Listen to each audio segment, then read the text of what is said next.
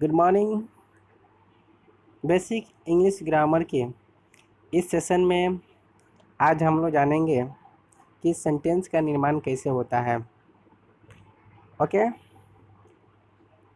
चलिए तो हम देखते हैं सेंटेंस का निर्माण कैसे होता है। ओके,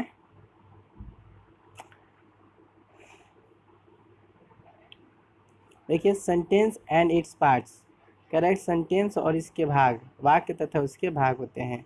यहाँ पर कुछ सेंटेंस दिए जा रहे हैं। I have a car, you are late, he is doctor and she is hungry. इस सेंटेंस में यहाँ पर देखिए कह रहा है कि उपरोक्त प्रत्येक पंक्ति में शब्द के समूह है। एक शब्द निश्चित क्रम में रखे गए हैं तथा इससे पूर्ण अर्थ निकलता है और इसी को ही हम सेंटेंस कहते हैं।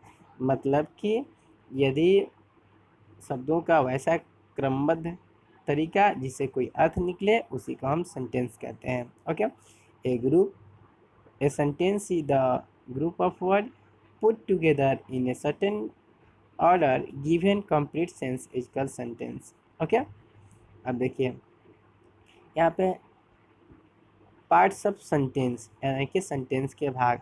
सेंटेंस के भाग मुख्य तौर पर देखा जाए आज आधुनिक ग्रामर में दो ही माना जा रहा है। ठीक है, एक सब्जेक्ट और दूसरा प्रेडिकेट। आप लोग यहाँ पे प्रेडिकेट को फिलहाल वर्ब मान के चलिए। ठीक है, प्रेडिकेट हो सकता है बहुत सारे लोग नहीं जानते होंगे। फिलहाल यहाँ पे सब्जेक्ट और वर्ब, यहाँ पे आप प्रेडिकेट के बारे में हम बता रहे हैं क्या होता है।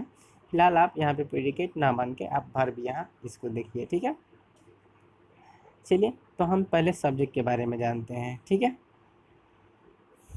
देखिए कह रहा है कि सब्जेक्ट जिसके विषय में कुछ कहा जाए उसे उस वाक्य का सब्जेक्ट कहते हैं।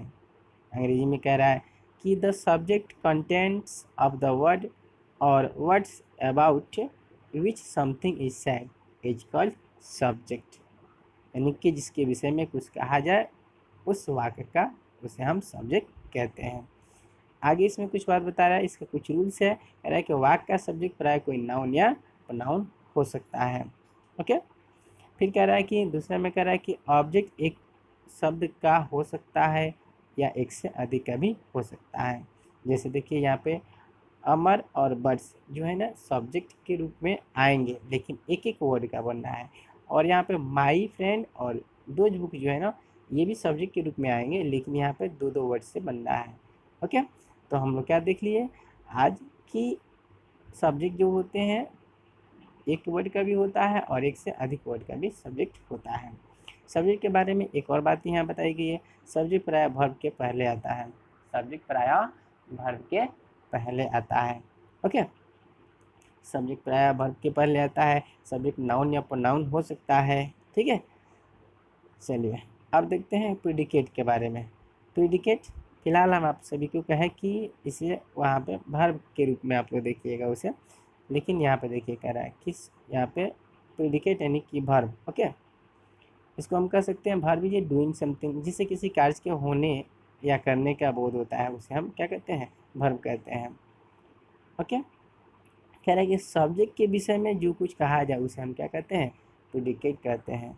सब्जेक्ट के बारे में जो कुछ कहा जाए मतलब खाना पीना उठना बैठना, यानी सब्जेक्ट के बारे में जैसे राम जाता है, राम पढ़ता है, राम सोता है, तो उसके बारे में कहा जा रहा है। यानी जैसे खाना पीना उठना बैठना, यानी जो कहा जा रहा है वही हमारा क्या है प्रेडिकेट है।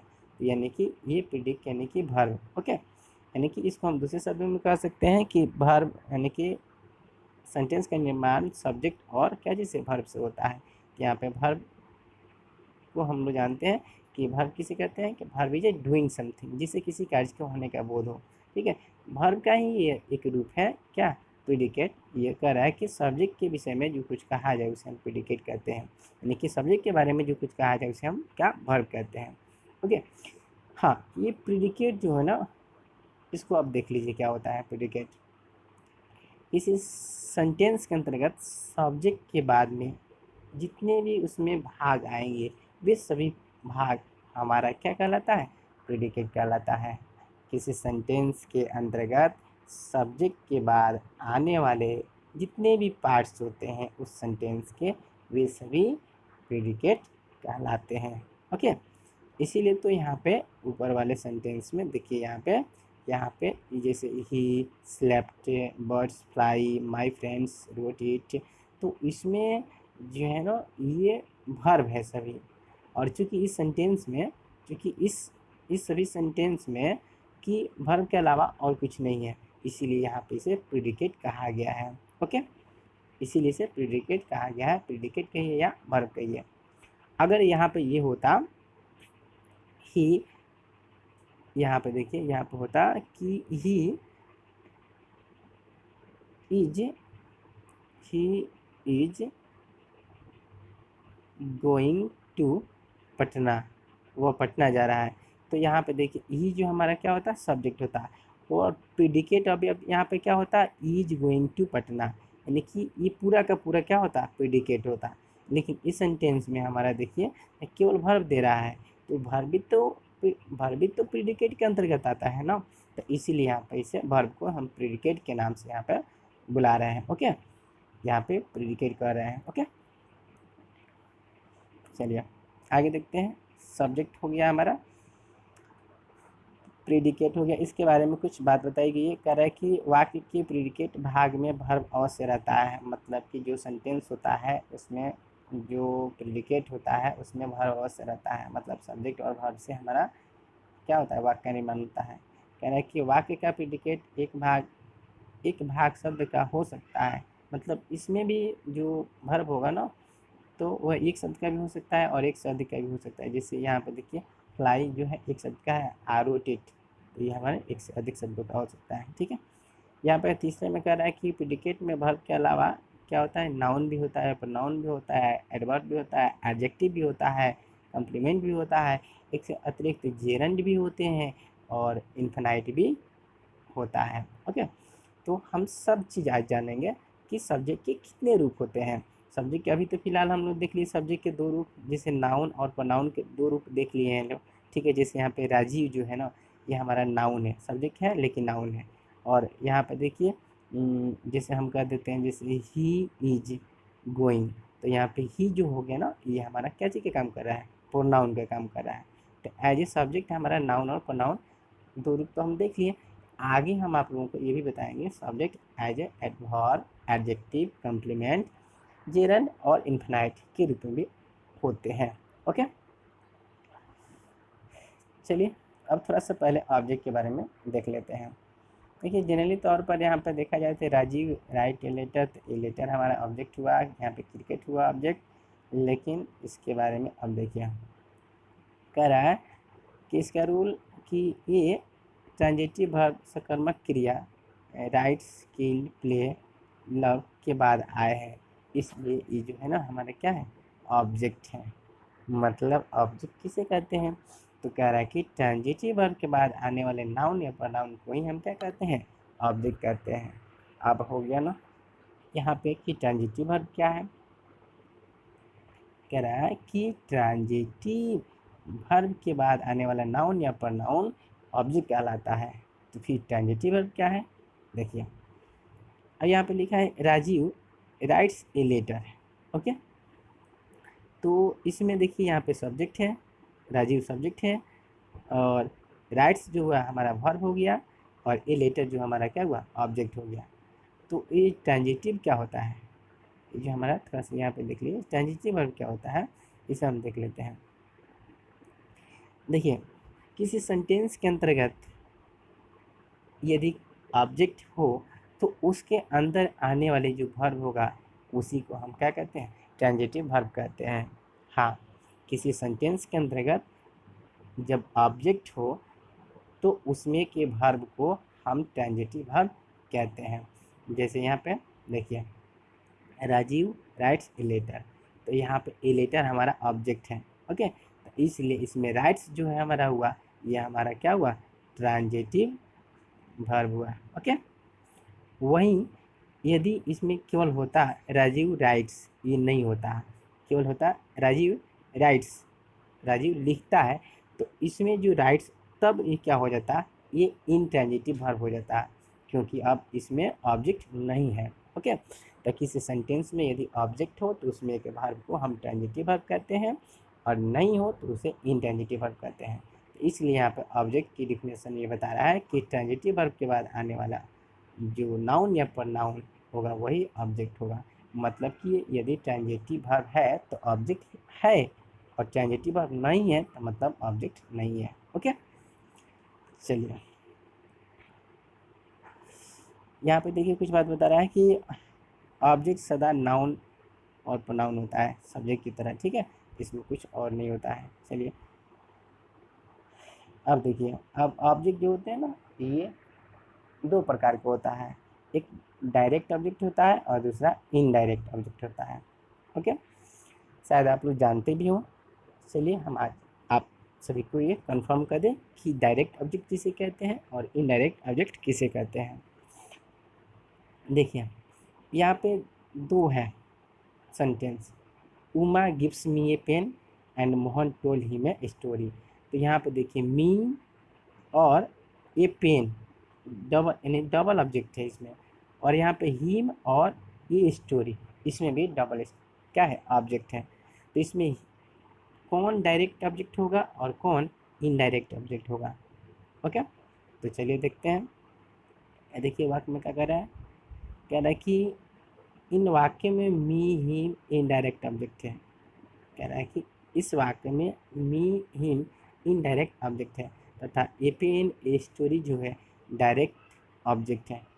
ये कैसे हो गया, डायरेक्ट लिख देने से तो हम नहीं मान लेंगे ना कि कैसे हुआ। तो चलिए इसमें थोड़ा एनालिसिस करते हैं।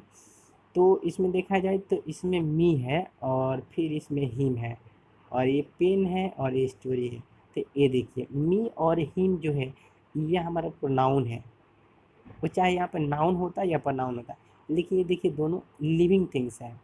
ओके, यानी कि सजीव है, और ये पेन और ये स्टोरी है नॉन लिविंग थिंग्स है। तो शायद इसी के आधार पर डायरेक्ट और इनडायरेक्ट ऑब्जेक्ट बांटा गया है। यानी कि आगे देख लेते हैं, ठीक है।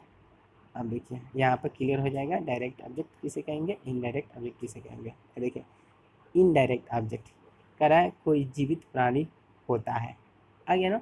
यहाँ पे देखिए जिस ये डायरेक्ट ऑब्जेक्ट है और ये देखिए इनडायरेक्ट ऑब्जेक्ट है। तो हम पहले इनडायरेक्ट ऑब्जेक्ट को देख लेते हैं, ठीक है। इनडायरेक्ट कह रहा है ना, जैसे मी हो गया, द डॉग हो गया, ऑस हो गया। तो यहाँ पे सभी जो है ना प्रोनाउन, और यहाँ पे तो डॉग हो गया ये तो नाउन है, मी और ऑस जो है प्रोनाउन है। लिखिए लिविंग थिंग्स है, ठीक है। मी मैंने मुझे, द डॉग मैंने कुत्ता, ऑस मैंने हम सभी का है, ठीक है। तो ये लिविंग थिंग्स है। तो याद रखिएगा किसी भी सेंटेंस के अंतर्गत यदि डबल ऑब्जेक्ट आता है तो उसमें जो लिविंग थिंग्स होगा, लिविंग होगा, वो हमारा जो क्या होगा, इनडायरेक्ट ऑब्जेक्ट होगा, और नॉन लिविंग होगा वो हमारा क्या होगा, डायरेक्ट ऑब्जेक्ट होगा, ठीक है। जैसे यहाँ पे इस सेंटेंस को अब देख लेते हैं, Mukul gives me a watch. Mukul मुझे give me, Mukul gave me a watch, Mukul ने मुझे एक घड़ी दिया। तो यहाँ पे देखिए जो मुकुल है ये हमारा सब्जेक्ट हो गया, ओके, और मुकुल सब्जेक्ट हो गया, गिव जो है हमारा वर्ब हो गया, और मी जो है यह क्या हो गया, ये हमारा इनडायरेक्ट ऑब्जेक्ट हो गया, और ये वॉच हो गया ये हमारा डायरेक्ट ऑब्जेक्ट हो गया। ओके, चलिए एक और बात बताता हूँ आप सभी को। ये देखिए मी हो गया, यानी कि मुकुल हो गया हमारा सब्जेक्ट, मुकुल हो गया हमारा सब्जेक्ट। यदि कोई पूछे कि गिव मी ए वॉच, ये क्या है, तो क्या बताइएगा। तो हम पहले भी बता चुके हैं किसी सेंटेंस के अंतर्गत सब्जेक्ट के बाद जितने भी उसके भाग आएंगे सेंटेंस के, वे सभी भाग जो है हमारा क्या कहलाएगा, प्रीडिकेट कहलाएगा। ओके, तो यहाँ पे मी, गिव मी ए वॉच जो हमारा क्या हुआ, प्रीडिकेट हुआ। और प्रीडिकेट एक वर्ब भी हो सकता है, इनडायरेक्ट ऑब्जेक्ट भी हो सकता है, डायरेक्ट भी हो सकता है। ओके, चलिए आप समझ गए होंगे डायरेक्ट और इनडायरेक्ट ऑब्जेक्ट क्या होता है। ओके,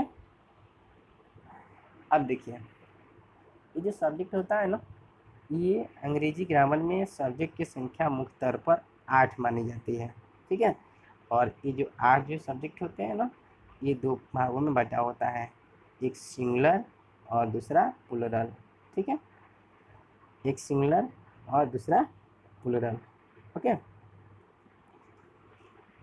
लेकिन ये सिंगुलर प्लूरल तो होते हैं और 8 ही होते हैं, लेकिन इनके रूप कई होता है। जैसे कि सब्जेक्ट जो है ना, हम वहाँ पर देख लिए कि नाउन प्लस प्रोनाउन, और फिर हमारे एडजेक्टिव के रूप में भी आता है, एडवर्ब के रूप में भी आता है, जेरंड के रूप में भी आता है, इन्फिनाइट के रूप में भी आता है, क्लाउज के रूप में भी सेंटेंस आते हैं, फ्रेज के रूप में भी आता है। तो फिलहाल हम आप सभी को इसमें से आज 3-4 बता देते हैं कि subject as a noun, subject as a pronoun तो देख ही लिए, और subject as a adjective adverb देख लेते हैं। ओके, चलिए देखते हैं इसमें। यहाँ पर बताया गया है कि द बुक, यहाँ पे है ना एक से अधिक सब्जेक्ट बन रहा है।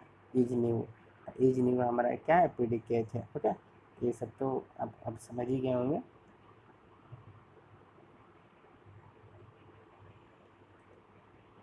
ठीक है, अब चलिए हम इधर आप सभी को बता दें, इधर इसमें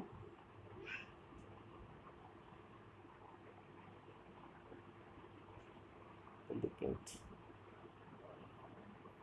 चलिए दोस्त, ये वीडियो थोड़ा सा लंबा हो जाएगा, इसलिए हम आप सभी को नेक्स्ट वीडियो में बताएंगे।